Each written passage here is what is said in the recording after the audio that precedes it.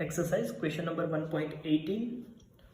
A point charge plus 10 microcoulomb is a distance 5 cm directly above the center of a square of side 10 cm as shown in figure.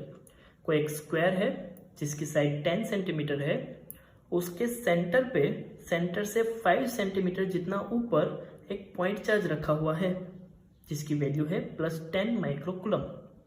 So question is what is the magnitude of electric flux through the square.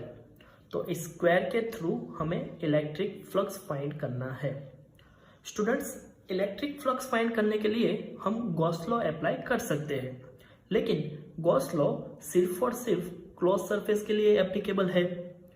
तो हमें इस side को एक close surface बनानी पड़ेगी.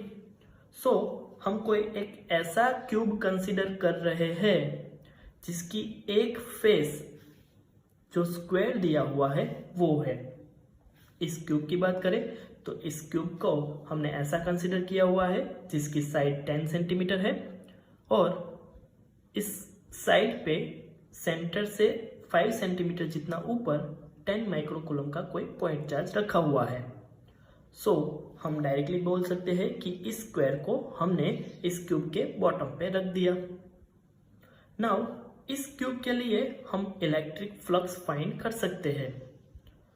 According to Gauss theorem, for a cube total electric flux through all its 6 face, सारे 6 faces के लिए टोटल फ्लक्स का इक्वेशन है phi total equal to q by epsilon 0.